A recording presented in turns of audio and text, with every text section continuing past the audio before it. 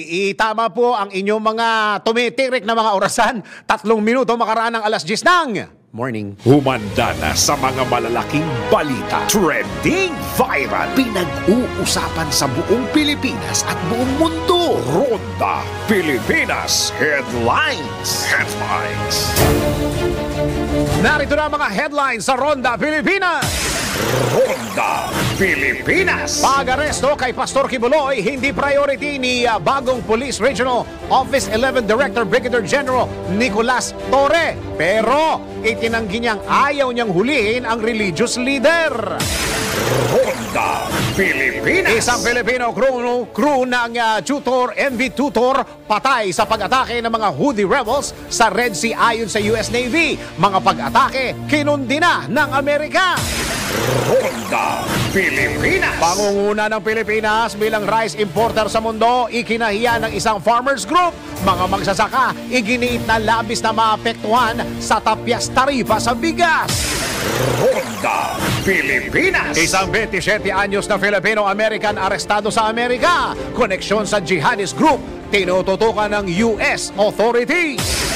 Ronda Pilipinas. At dapat namang ipatigil ang operasyon ng Pogo sa bansa. Ating alamin mamaya sa Siyasat Special Report. Ronda Pilipinas. 11 katao patay sa paglubog ng 2 barko sa Italy. Ronda Pilipinas. Balitang pambalakasan naman, inaugural draft ng Premier Volleyball League o PVL. Kasado na. Ronda Pilipinas. Persona non grata kina Rosmartan at Rendon Labador. Pinag-aaralan na ng LGU ng Coron, Palawan. Ronda Pilipinas. Private message muna bago malaman ang presyo ng produkto. Nako, bawal ito. Ronda Pilipinas. At pag inom daw ng lambanog, nakakabulag daw. Alamin mamaya sa Let's Prove It. Ronda Pilipinas. Ang mga malalaking mga balita, ang mga matitinding mga pinag-uusapan, ang mga maiinit at pinagtatalunang mga issue. Lahat hagip, lahat malalaman. Hindi lang sa buong Metro at Mega Manila. Kasama na ang buong Pilipinas. Hahagupit na ang mga malalaking issue sa Ronda Pilipinas. Live na live sa DWIZ AM Metro at Mega Manila. Naka-live din sa DWIZ News FM Regional Stations. Naka-live din sa Radyo Ronda AM Radio sa Pilipinas. Live ding mapapanood sa Aliw 23 Free TV. At naka-live din sa lahat ng DWIZ Digital News accounts, Facebook, YouTube at DWIZ News website. Ronda Pilipinas. Wala nang mahuhuli sa balita. Wala nang maiiwanang issue na hindi mo alam. Ngayon, updated ka na sa Ronda Pilipinas. Kasama si Dennis Antenor Jr. Ronda Pilipinas. Hoy, napapansin nyo ba? Akala ko medyo huli-huli na to mga libre, ano yan, tule? Yung mga libre tule. May napansin ako sa mga libre tule, lalo na dito sa may Tagig, ha? Yung palang libre tuli ngayon, painless na. Oo, dahil ginagamitan daw ng laser. Parang lugi tayo dito, Drew Nasino, Parang nauna tayo sa sakit dati, Parang yung mga kabataan ngayon medyo napakaswerte. Dahil painless na yung tuli. Tingnan mo nga yan. Painless na. Ito pa ang magandang balita. Ha?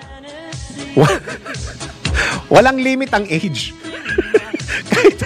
kahit anong age, pwede. Yung mga panahon namin ni Drew Nasino, masakit pa Yung pala ngayon painless na. Biro mo nga yan. Diba? Attorney! Magandang araw, Pilipinas. Ito ang Ronda Pilipinas. Live na tayo sa DWIZ AM Metro and Mega Manila. Naka-live din tayo sa DWIZ News FM Regional Stations at naka-live din tayo sa Radyo Ronda. And of course, sa mga ginagawang radyo ang kanilang mga TV sa Aliw Channel 23. Ako ang inyong magiging balita na okay na. Ako si Dennis Antenor Jr. Ronda Pilipinas. Sa detalye ng mga balita natin ngayong umaga, nilinaw ng bagong talagang Regional Director ng Police Regional Office 11 na hindi nila prioridad ang pag-aresto kay Kingdom of Jesus Christ founder Pastor Apollo Kibuloy. Sa panayam ng DWIZ, sinabi ni Regional Director Brigadier General Nicolas Torre III na merong ibang unit na itatalaga upang hulihin ang kontrobersyal na tele-evangelist. Ayon kay Brigadier General Torre, hindi rin ipinagutos sa kanya na arestuin si Pastor Kibuloy. The leadership had not given me the specific instruction to give priority or ita-prioritize ang bagay na yan. And maybe, ang reason lang dyan is that there will be other unit na matatask dyan. At sa ngayon, sinasabi ko sa inyo, wala sa priority ng Region 11 yan.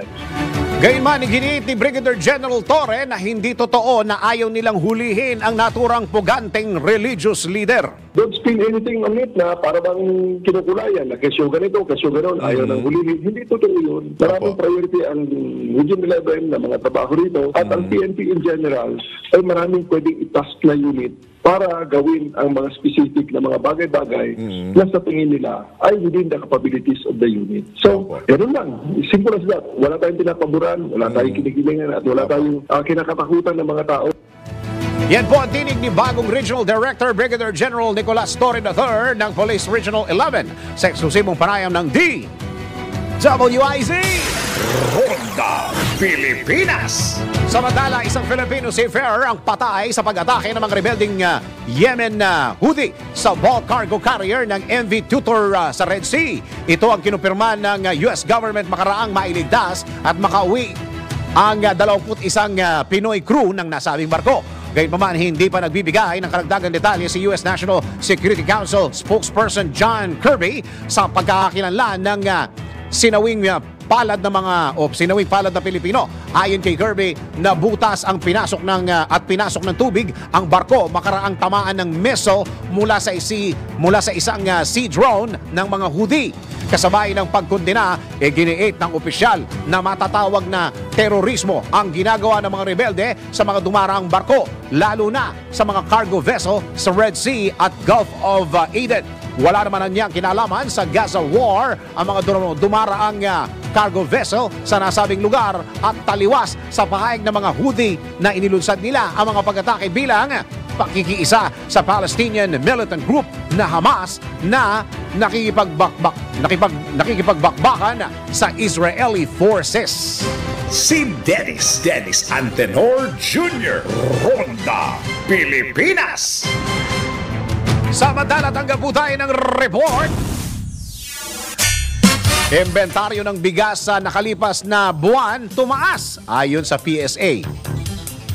Bakit PSA yung naka-monitor na? Alamin natin ang report ni Patrol 30 Jelly Mendez. Jelly, go! Tumaas ang inventaryo ng bigas sa bansa sa nakalipas na buwan. Ito ang inihayag ng Philippine Statistics Authority o PSA na umabot sa mahigit 2 milyong metriko tonelada ang kabuang rice stocks inventory noong Mayo 1 taong kasalukuyan. Halos katumbas ito ng taunang pagtaas na 10.3% mula sa 1.88 million metric tons na inventaryo sa kaparehong panahon noong nakaraang taon. Mas mataas rin ito ng 11.8% kung ikukumpara sa naitalang inventaryo noong Abril na umabot lamang sa 1.86 million metric tons. Bukod pa dito ay tumaas rin ang commercial stocks ng bigas na aabot sa 45% kumpara sa naitala noong 2023. Ang kabuuang rice stocks noong Mayo ay binubuo ng 55% mula sa households, 41.6% sa commercial sector, habang 3.3% naman mula sa NFA depositories. Ito si Patrol 30 Jelly Mendez nag-uulat para sa impilang metodong lakas sa DWIZ. Nagbabalita ng tama, naglilingkod ng tama. Kapag may bagong balita, naka-on air, agad-agad, DWIZ Patrol Report. At alamin na natin kung matutuloy ang ating mga lakad at mga plano sa araw na ito at sa mga susunod na panahon. Alamin natin ang nangwawasak ng plano natin, si Daryl para sa ating weather report. Pinakahuli, pinaka-latest, pinaka-napapanahon, whether we like it or not, ito ang magiging DWIZ Weather Report. Ito na ang ating weather report. Kasama natin si Daryl Justin. Daryl, go! Salamat, Dennis, at magandang umaga, Pilipinas, sa ating ulat panahon. Kung napapansin po ninyo ngayon sa labas, medyo makulikulimlim na. Ang dahilan dito, naglabas ng thunderstorm watch kaninang alas 10 ng umaga ang Pag-asa kung saan sa Greater Metro Manila area, Bulacan, Rizal at Laguna, asahan natin na magkakaroon ng thunderstorm sa loob ng 12 oras. Kaya sa mga nagpaplano po na lumabas ngayon o nagpaplano na gumala-gala, huwag ninyong kakalimutan dali ng inyong mga panangga sa tag-ulan. Pinapayohin din ang lahat na sumabaybay sa mga update ukol sa thunderstorm at sa rainfall advisory. Hindi na ng Pag-asa, ibibigay din namin yan dito sa DWIZ. Patuloy naman pong umiiral ang southwest monsoon o hanging habagat na magdadala ng mga maulap na kalangitan, mga pagkulog at pagkidlat sa Palawan, Western Visayas, Zambales, Bataan, Cavite, Laguna, Batangas, nalalabing bahagi pa rin ng Mimaropa at Metro Manila. Samantala, bahagyang maulap hanggang sa maulap na kalangitan na may mga isolated rain showers at thunderstorms ang ating aasahan sa nalalabing bahagi ng bansa, dulot pa rin po ng localized thunderstorms. Good news naman dahil wala pang namomonitor na tropical cyclone o LPA sa ating bansa sa susunod na 2 araw. Kaya samantalayin natin pag maaliwala sa panahon, maglaba-laba na ho tayo at yung mga nag-exercise, nagja-jogging, pero maraming nagja-jogging din kahit umuulan eh. Sumikat ang araw kanina 5:28 ng umaga at asahang lulubog ito mamayang 6:27 ng gabi. Pasaring na po yung mga pag-ulan kagabi dito sa Metro Manila Lakas. ay dulot po, sobra. Lakas. Sobra kapon, nasa Taguigao, mga bandang alas 7 ng gabi, sobrang lakas ang buhos ng ulan. Dulot po Hindi, ito. ang tanong doon, ano ginagawa mo doon? Anong ginagawa ko doon? Nag-aasikaso ng birthday ng pamangkin. Okay. Ayun. Ayan tayo eh. Hindi ako nagpapatuloy doon, ha? Anyway, ang dahilan po ng mga pag-ulan na yun ay pinagsamang southwest monsoon at localized thunderstorm. Kaya ang paalala namin dito sa DWIC, magdala ng panangga sa ulan at pag hindi importante at napakalakas ng ulan, stay at home na lang tayo at magpahinga. Ayos! Okay, at yan ang aking weather report, whether you like it or not. Ako po si Daryl Justin, nagbabalita ng tama, naglilingkod ng tama. Pinakahuli, pinaka-latest, pinaka-napapanahon, whether we like it or not, DWIZ Weather Report. Ronda Pilipinas. Tuloy mga balita sa Ronda Pilipinas. Samantala, negatibo sa sektor ng agrikultura ang patuloy na pag-i-import ng bigas sa bansa. Kasunod dito sa ulat ng United States Department of Agriculture na nanatili ang Pilipinas bilang nangungunang global rice importer ngayong taon at sa susunod na taon. Sa panayam ng DWIZ, kinit ni Leonardo Montemayor, Chairman ng Federation of Free Farmers, na nakakahiya ang inilabas na ulat ng USDA dahil ang Pilipinas ang primarily agricultural crops. Siyempre, negative to kasi unang-una nakakahiya ito na kwan, di ba?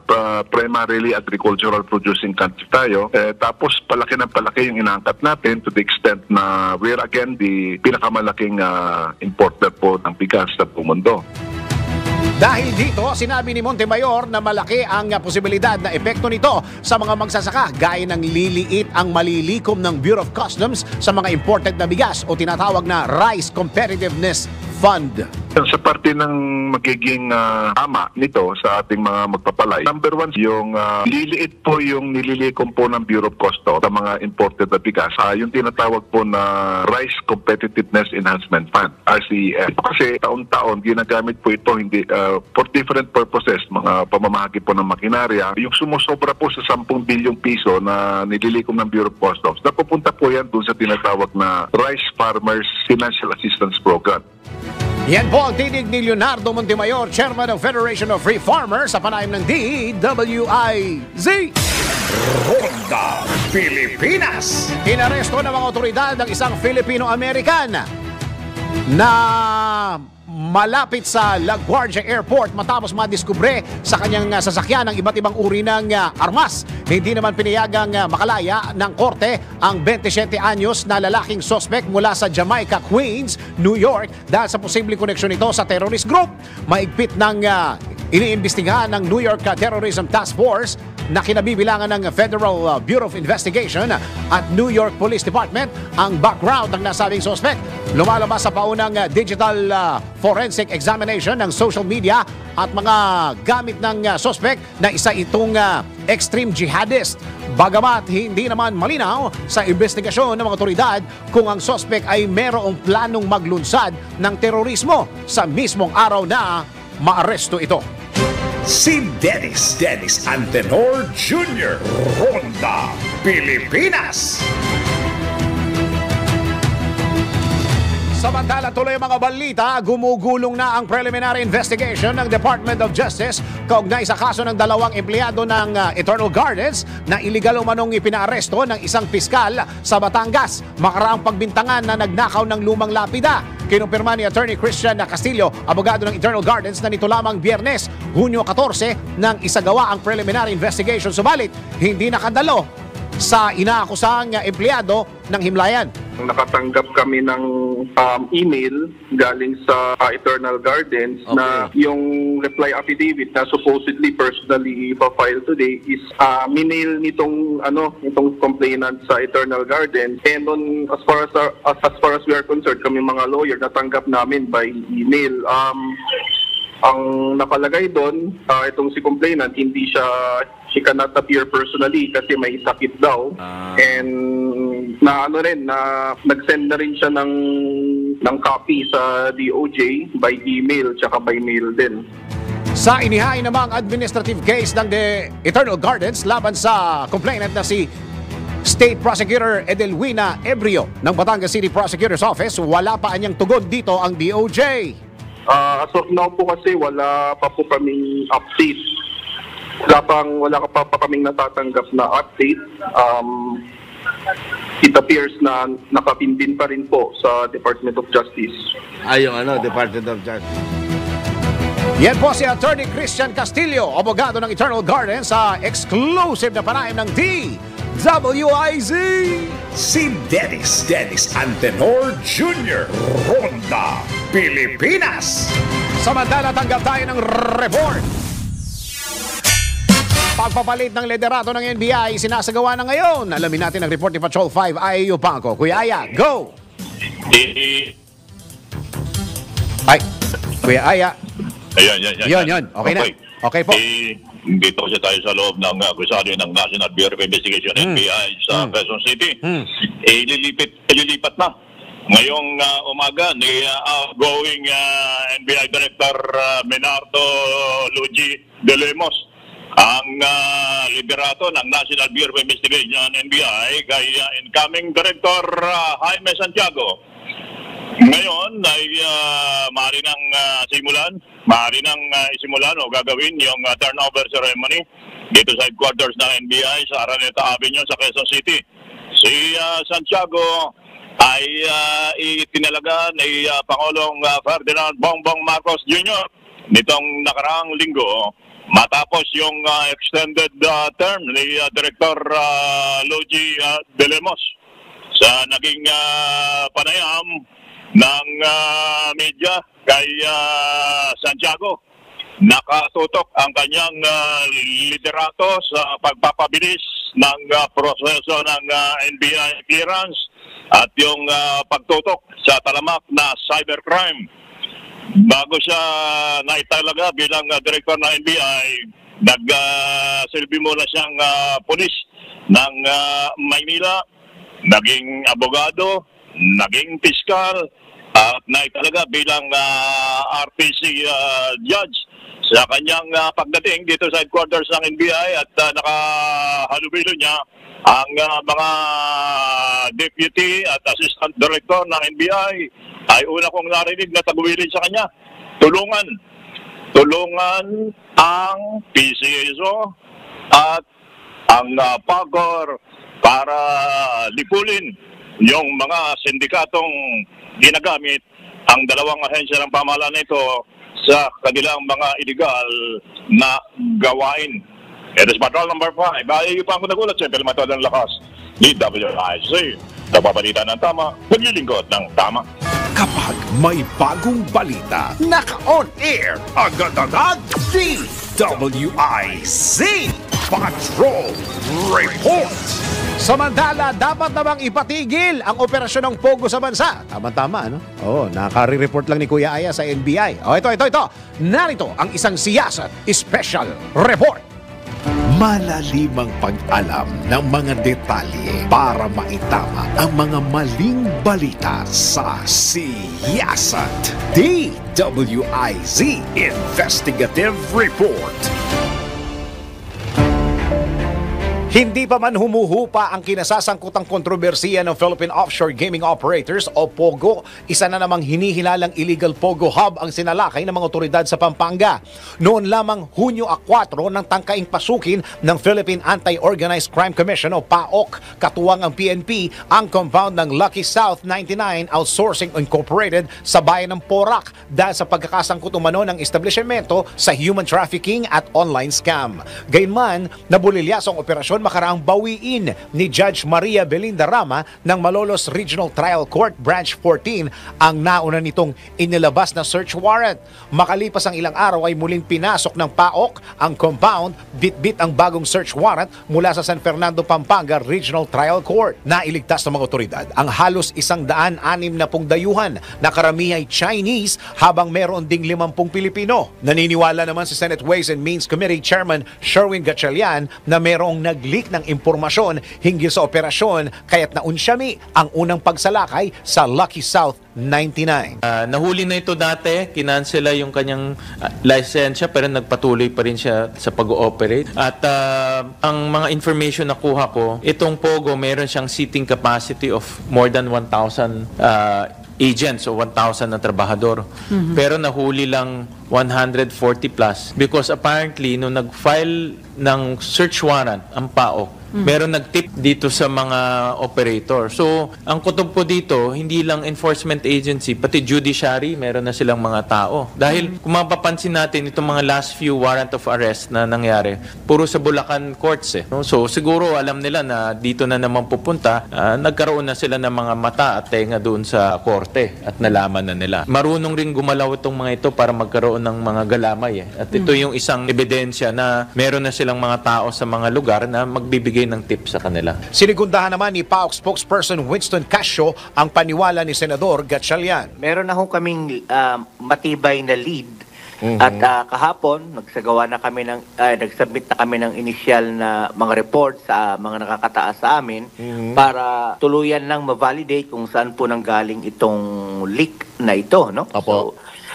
parang lumalabas na mayroong multiple sources ng leak na aming tinitingnan ngayon.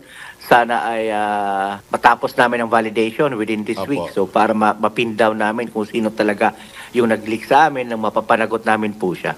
Inaalam din anya nila kung may kaugnayan ng sinalaki ng Pogo Hub sa Porac sa isa pang Pogo Hub sa Bamban kung saan nakaladkad ang pangalan ni Bamban Tarlac Mayor Alice Guo lalo't magkalapit lamang ang mga nasabing lugar.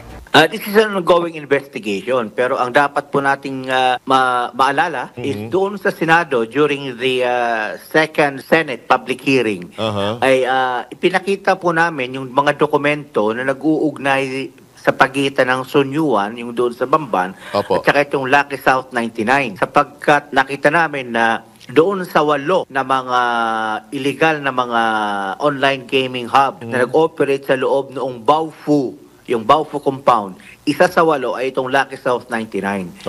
So alam namin kasi na wala itong wala itong permit na nagaling sa PAGCOR. As early as October 2023, wala na itong permit eh. Kung sinundan namin yung paper trail, we were led to yung dyan sa may Barangay Santa Cruz yata, kung ako nagkakamali, sa Porac, Pampanga. So we can definitely say na mayroong koneksyon itong dalawang grupong ito. Bagamat aminado si Casio na mahigit 100 illegal Pogo hubs ang nag-ooperate sa bansa, ilan pa lamang sa mga ito ang kanilang napasok, kabilang sa Bamban, Tarlac at Porac. Bukod dito, labis na ikinabahala ng mga otoridad ang narecover na hindi pa mabatid na bilang ng China People's Liberation Army uniform sa ilan sa 46 na gusali sa Lucky South 99. As usual, may nakita natin yung mga karagdagang mga computers, mga gadgets and so on. Pero yung lubhang medyo nakakabahala ay may nakita tayong posibleng mga uniforme, military uniforms ng People's Liberation Army. Para botones niya. Ang nakalagay po doon PLA. No? So lahat ng botones niya ay may mga PLA. Yes sir, we're doing everything we can just to check kung talaga nga bang PLA uniform sa mga to. Para sa Philippine Amusement and Gaming Corporation, una nang ibinabala ni PAGCOR Chairman Altenco na kanyang irerekomenda ang pagpapatigil sa operasyon ng mga POGO operator na ngayon kilala bilang Internet Gaming Licensees o IGL kung talagang malala na ang negatibong epekto nito sa lipunan. Gayunman, aminado ang PAGCOR Chief na maaaring magdulot ng mas malaking problema kung tuluyang ibaba ng POGO sa bansa dahil maaaring lumipat sa iligal ang mga ito at mawala ng 20 billion pesos na kita kada taon ng gobyerno. Nilinaw naman ni Tenco na hindi iligal ang operasyon ng mga lisensyadong IGL at iginiit na ang sinalaki na POGO Hub sa Porac ay walang mga legal na dokumento at permit o lisensya mula sa PAGCOR. With the social effects, the negative social effects of the industry as of today. That is the reason why we had placed all our licensees, including their sub-licensees, in a probationary status. And I have warned them that this is a one-strike policy and that if they will continue to be involved in the illegal activities, then I will have no recourse but to recommend the closure of the industry already. Pero dapat na nga bang ipatigil ang operasyon ng POGO sa kabila ng sinasabing malaking ambag nito sa ekonomiya ng bansa? May ilang pabor, subalit meron din namang tutol gaya ni na Senators Risa Ontiveros, Grace Poe at House Deputy Minority Leader at ACT Party List Representative Franz Castro. Naniniwala ang mga nasabing mambabatas na hindi matutumbasan ng kitang ipinapasok ng mga POGO sa kaban ng bayan at negatibong epekto nito sa lipunan gaya sa seguridad at kriminalidad. Kamakailan lamang ay naghain si Castro ng panukalang batas upang tuluyan ng tuldukan ang operasyon ng mga POGO sa bansa. Hinimok din ng kongresista si Pangulong Ferdinand Marcos Jr. na desisyonan na kung tutuldukan o pahihintulutan pa rin ang operasyon ng POGO sa Pilipinas. Ito yung House Bill number 10525. This is an act banning Philippine offshore gaming operators o yung POGO and criminalizing their operations. So, ilang taon na yung nakalilipas, nakita natin yung ibinunga on the social cause nitong POGO sa Pilipinas dahil hindi lang naman gaming operations ang nangyari dito, nagkakaroon na rin dito ng like yung mga kidnapping. Hindi natin alam kung talagang totoo ba na nagbabayad sila ng tax. Hopefully, dahil doon sa mga nagaganap na mga recent na mga pangyayari na palala ng palala na na-involve na rin ang mga local officials, ay siguro makikita na rin ng leadership ng House of Representatives. It's urgent. Dapat ay magsalita na rin si President Marcos Jr. Para naman sa siyasa team, bagamat lumalawak na ang issue, mahalagang matumbok pa rin ang tunay na problema at ito ay ang negatibong epekto ng POGO operations dahilan ng lumalakas na panawagan na iban ito sa bansa. Sa kabila nito, importante ring ungkatin ang benepisyong hatid ng mga POGO o IGL, lalo na sa ekonomiya. Kagaya ng panawagan ng ilang mambabatas, dapat ding magpaliwanag ang mga kinauukulang ahensya gaya ng PAGCOR at iba pang regulating bodies. Patuloy ding nakaantabay ang siyasa team at sambayan ng Pilipino sa mga susunod na pagdinig ng Kongreso hinggil sa kontrobersyal na issue. Sa ngalan ng siyasa team, ako si Dennis Antenor Jr. Nagbabalita ng tama, naglilingkod ng tama. Malalimang pag-alam ng mga detalye para maitama ang mga maling balita sa Siyasat. DWIZ Investigative Report. Ronda Ronda Pilipinas. More than the Pagcor, talagang dapat magbantay dyan, mga LGU. O, di ba? Eh, mga mayor, hindi alam na merong mga sangkatutak na building lang doon sa likod. Tama, di ba? Sabi nga ni Chairman, di ba? Ng Pagcor, di ba malalaman ng mga mayor yon na merong, di ba? Kasama yun sa kanilang responsibilidad. Oo. Kahit 2 building lang dyan, di ka ba magtatanong, bakit may building na ganyan? Di ba? Dapat nagtatanong. Doon naman malalaman yan. Sige. Okay. Kumusta kayo mga kastig? Gawin nating mas exciting at astig na astig ang araw mo gamit ang Arena Plus app. Dahil sa Arena Plus, astig ka sa sports. Ang Arena Plus ang hottest online sports betting platform na talagang magpapabago sa paraan mo ng pag-i-enjoy sa mga paborito mong laro. Sa mga fans ng NBA, libre mo mapapanood ang NBA playoffs sa arenaplus.net. Maaari ka pang manalo ng iba't ibang mga papremyo kagaya ng sapatos, telepono, motorsiklo at brand new car. Lahat ng yan, ipamimigay sa Arena Plus NBA Playoffs Lucky Draw up to 64 million pesos worth of total prizes. Bukod sa NBA, pwede mo na rin mapasubaybayan ang mga live games ng local at international sports kagaya ng PBA, PVL, soccer, volleyball, boxing at marami pang iba. But that's not all. Kasama sa magbibigay ng saya sa inyong gaming experience ang official astig endorsers na sina Scottie Thompson at NBA star Jordan Clarkson. Kaya ano pang inaantay mo? Download Arena Plus app sa App Store at sa Google Play or manood sa arenaplus.net. Dahil sa Arena Plus, astig ka sa sports. Keep it fun, game responsibly. Ronda Pilipinas. Pilipinas ang ating oras. Iyon! Oras, 31 minuto o 35 minuto makaraan ng alas 10 ng morning. Ronda Pilipinas. Tuloy-tuloy ang mga balita at impormasyon sa Ronda Pilipinas. Samantala, tanggap tayo ng report. Halos 30 million pesos na halaga ng ayuda ipapamahagi sa mga apektado ng pag-aalburuto ng bulkang Canlaon. Ayun, Bulkang Canlaon. Alamin po natin ang report ni Patrol 17, Jopel Peleño. Jopel, go! Umalo na sa halos 30 milyong piso ang halaga ng tulong na naipamahagi ng gobyerno sa mga naapektuhan ng pag-aalboruto ng Bulkang Canlaon sa Negros Island. Sinabi ng NDRRMC na 24 million pesos dito ang naipamigay sa 4,194 families sa Negros Occidental habang nasa 6 million pesos naman na tulong ang naipagkaloob sa 4,698 families sa Negros Oriental. Sa datos ng ahensya, nasa 2,711 na mga individual ang patuloy na nananatili sa 5 evacuation centers sa Negros Occidental.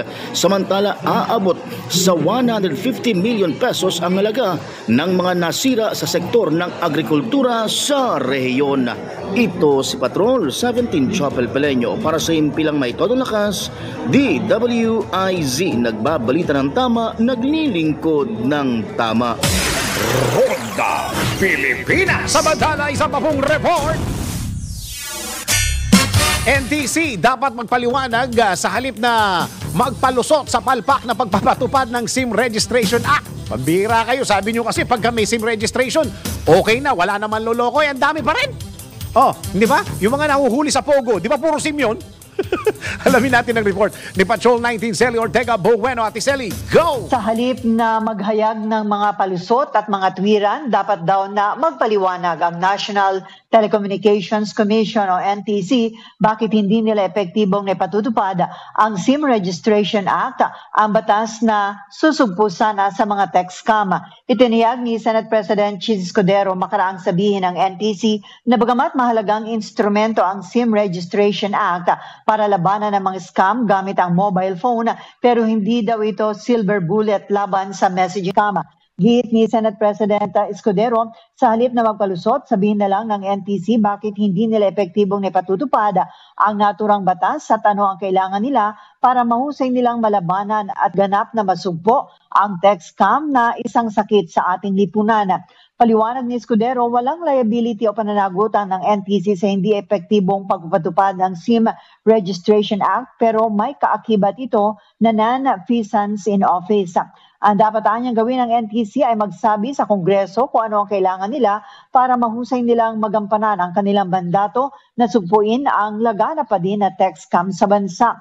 Una rito, inamin ng NTC na sa kabila ng umiiral na batas ukol sa mandatory SIM card registration, patuloy pa rin may mga nabibiktima ng tax scam at ikinatwiran nito na hindi naman silver bullet laban sa tax scam ang naturang batas. Ito sa Patrol 19, Sally Ortega Bueno para sa impilang metodong lakas sa DWIZ. Nagbabalita ng tama, naglilingkod ng tama. Kapag may bagong balita, naka-on air, agad-agad, DWIZ Patrol Report.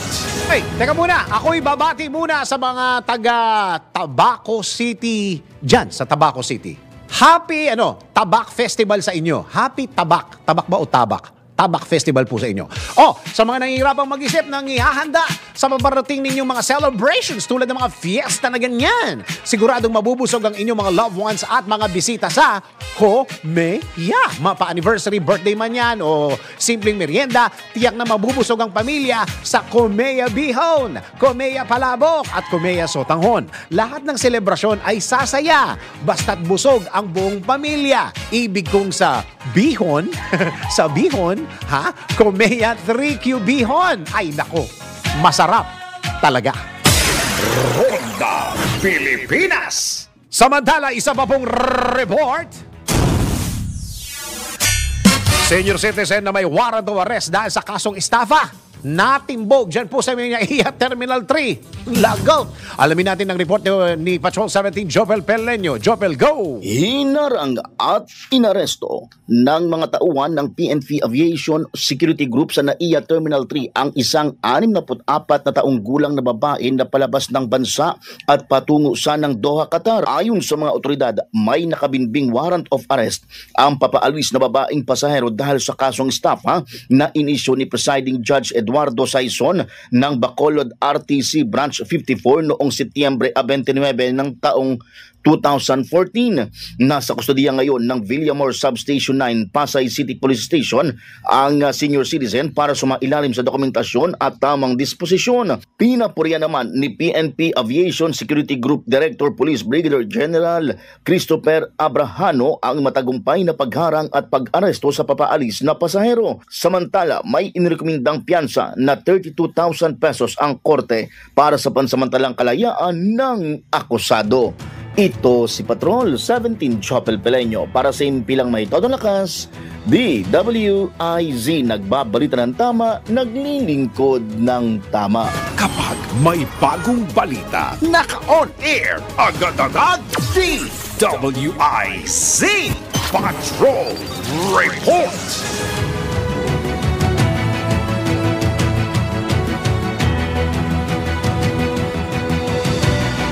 Teka muna, oras pasado alas 10 na sa mga nagmimerienda dyan. Nako, baka mamaya ang tinitira ninyo, mga hindi healthy, dapat sinasabayan natin ng food supplement na healthy, yung natural. Ito, question, hanap mo ba yung food supplement na natural at walang halong kemikal? Aba, subukan mo ang MX3 capsules.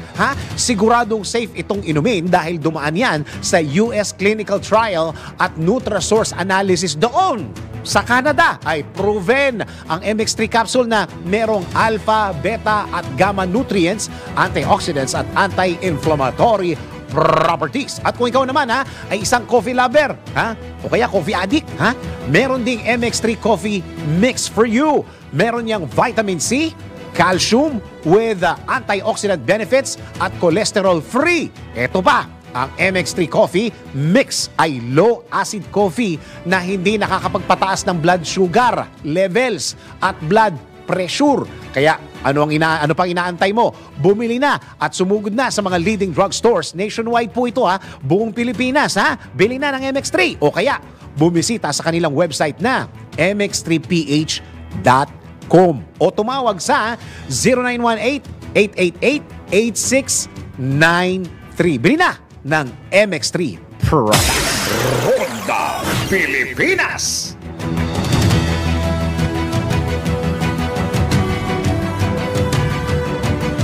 Tuloy-tuloy mga balita at impormasyon sa Ronda Pilipinas. Samantala, private message muna bago malaman ang presyo ng produkto, yung mga nagla-live selling. Naku, bawal ho yan. Alamin natin sa NBI report mula kay Angelo Baño. Alamin kung bawal o hindi. Dahil kung di mo alam to, kaso ang kakaharapin mo sa NBI. Nako, bawal ito. Private message muna bago malaman ang presyo ng produkto? Nako! Bawal ito! Ikaw ba ay business-minded at mayroong business online? Di ba ang sarap sa feeling kapag maraming nagmamine? Pero kung kailangan mag-PM muna para sa presyo ay malaman, nako! Hindi pwede yan. Ayon sa Article 81 ng Republic Act 7394 o ang Consumer Act of the Philippines, bawal ang pagbebenta ng mga produkto kung wala itong naangkop na price tag, label o marking na nakadisplay sa publiko. Kailangan ang presyo ng bawat produkto ay transparent sa lahat ng customer. At kung ano lang ang nakalagay sa price tag or listing, dapat yun lang ang i-charge sa bumibili.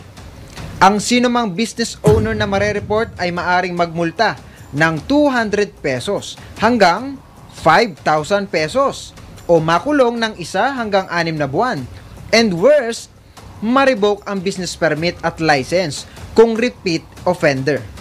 Kaya next time, ilagay mo na ang presyo ng bawat produkto, magkano man ang halaga nito, para hindi ka masabihan ng, nako, bawal ito.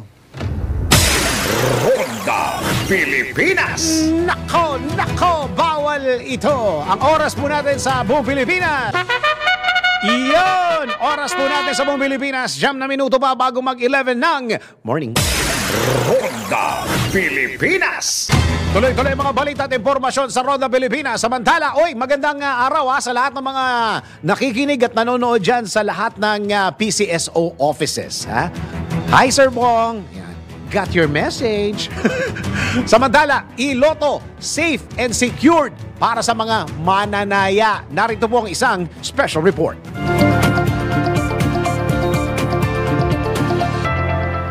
Dahil sa moderno na ang panahon ngayon, sumasabay na rin ang PCSO sa makabagong teknolohiya. Pwede nang tumaya ng loto online. Ayon kay Mr. Frederick Imson, Market Specialist 4 ng PCSO Product and Standard Development Department, na priority ng kanilang ahensya ang safety ng Lotto bettors sa online world. At katunayan, may nanalo na ng 53 million pesos sa iLotto. So far, we're looking at the security. Kung may issues, so far wala naman. Actually, meron ngang winners ng jackpot and top prize sa ating games via the iLotto. At okay naman yung security niya. So, one of the winners is May 22 sa ating Mega Lotto, 53 million yung napanalunan via the iLotto. Masasabi rin na effective and safe ang iLotto ayon kay Mr. Frederick.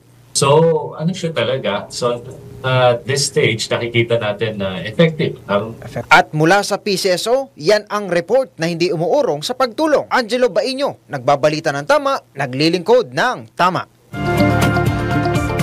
At alam nyo ba na ang katumbas ng bawat taya sa Philippine Charity Sweepstakes Office o PCSO ay kawang gawa? Sa bawat ticket mo, siguradong may matutulungang Pinoy sa kanilang pangangailangang medikal. Dahil sa PCSO, basta kawang gawa at pagtulong, hindi kanila uurungan. Kaya palaging tandaan, ang bawat taya may kawang gawa. Ronda Pilipinas. Samantala, para sa ating balita, mabalakas ang inaugural draft ng Premier Volleyball League o PVL. Kasado na! Sports News mula kay Daryl Justin. Sa mundo ng palakasan, ang latest malalaman sa DWIZ Sports News. Kasado na ang Premier Volleyball League o PVL sa gaganaping inaugural draft sa darating na Hulyo. Inanunsyo ng liga noong Sabado na ang kauna-unahang draft sa kasaysayan ng nasabing liga ay kabibilangan ng 47 individual na magbabakasakaling makuha ng 12 kuponan ng nasabing liga. Sa ngayon, ang unang 4 na picks ay magmumula sa mga bottom teams noong nakaraang All-Filipino Conference. Ilan sa mga prominenteng pangalan na sasalang sa draft ay ang mga standouts mula sa DLSU na sina Thea Gagate at Julia Coronel, UST standout Pierre Abellana, Adamson players sa sina AA Adolfo, Lucille Almonte at Ishi Lalong Isip. Sa UP naman, sina Jewel Encarnacion, Stephanie Bustrillo at Abby Gok ay kasama rin sa listahan. Gaganapin sa July 8 ang kauna-unaang PVL draft habang ang draft combine naman ay gaganapin sa June 25 at 26. That portion was brought to you by Arena Plus. Sa Arena Plus, astig sa sports. Download Arena Plus app now in App Store or Google Play. You can watch it also on arenaplus.ph. Ronda Pilipinas. Ito na ang latest, bagong-bago, fresh na fresh. DWIZ Showbiz News. At para sa ating showbiz, persona ng grata kina Ros Martan at Rendon Labrador, pinag-aaralan ng LGU ng Coron, Palawan. Hala, showbiz balita mula kay Anton. Para sa aking balitang showbiz, malaki ang posibilidad na mapatawan ng persona non grata sa Coron, Palawan ang mga vlogger na sina Ros Martan at Rendon Labrador. Ito'y matapos na duruduruin at ipahiya ng mga ito ang isang staff sa munisipyo ng Coron nang mag-post ito na nadismaya siya dahil maraming mga kababayan niya ang dinabigyan ng tulong ng 2 vlogger. Si City Councilor Jean Patrick Mata ang nagdesisyon na maghain ng resolusyon para ideklarang persona non grata sina Rosmar at Rendon sa kanilang lugar. Ayon kay Mata, hindi niya mapapalampas ang panghihiya ng 2 vlogger sa empleyado ng kanilang munisipyo kung saan inikayat din ng konsehal ang kanilang staff na magsampa ng reklamo laban sa 2. Sa kanyang post, sinabi nito na, Coronians, ito na po ang resolution na iahain sa next regular session declaring Rosmar and Rendon Labrador persona non grata in the municipality of Coron. Nanawagan din ang konsehal sa kanilang mayor at vice mayor na tulungan sa anumang paraan si Joe Trinidad kapag nagsampa na ito ng reklamo laban sa 2. At iyan aking balitang showbiz para sa impilang metodong lakas, DWIZ. Ako si Anton, nagbabalita ng tama, naglilingkod ng tama. Ronda Pilipinas. Napakalungkot naman pagkaganyan. Bago tayo magpaalam, tayo muna magpatama quote of the day. Hindi lahat ng nagpapautang may pera. Minsan, pagkain na lang nila, pinapahiram pa para makatulong sa iba. Tandaan nyo pagka pinahiram po kayo ng pera, hindi lang pera pinapahiram dyan. Hindi lang pera, kundi mas malaki ang tiwala. Tiwala ho talaga ang hinihiram nyo dyan. Hindi talaga yung pera. Okay? Mahirap kasi ikaw na nga itong nagpautang, ikaw pa yung never mind. At teka muna, happy birthday muna kay Engineer Jerry S. Makilan ng DWIZ Transmitter Supervisor Obando, Bulacan. Oy, parang Jerry, Engineer, happy birthday! Happy birthday! Then kay Mike Maligat, DWIZ Tech Naga, pare. Happy birthday. Happy birthday! Yan ang kabuuan ng mga balita at impormasyon sa Ronda Pilipinas! Antabayanan po ang susunod ng programang Yes, Yes, Yo Topacio with Miss Juvie de Guzman. Maraming salamat, Pilipinas. Ako ang inyong naging tagapagbalita. Ako si Dennis.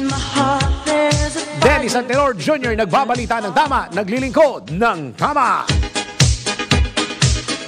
Ang mga malalaking mga balita, ang mga matitinding mga pinag-uusapan, ang mga maiinit at pinagtatalunang mga issue. Lahat hagip, lahat malalaman. Hindi lang sa buong Metro at Mega Manila. Kasama na ang buong Pilipinas. Hahagupit na ang mga malalaking issue sa Ronda Pilipinas. Live na live sa DWIZ AM Metro at Mega Manila. Naka-live din sa DWIZ News FM Regional Stations. Naka-live din sa Radyo Ronda AM Radio sa Pilipinas. Live ding mapapanood sa Aliw 23 Free TV. At naka-live din sa lahat ng DWIZ Digital News accounts, Facebook, YouTube at DWIZ News website. Ronda Pilipinas! Wala nang mahuhuli sa balita. Wala nang maiiwanang issue na hindi mo alam. Ngayon, updated ka na sa Ronda Pilipinas! Kasama si Dennis Antenor Jr. Ronda Pilipinas! Monday to Friday, 10 a.m.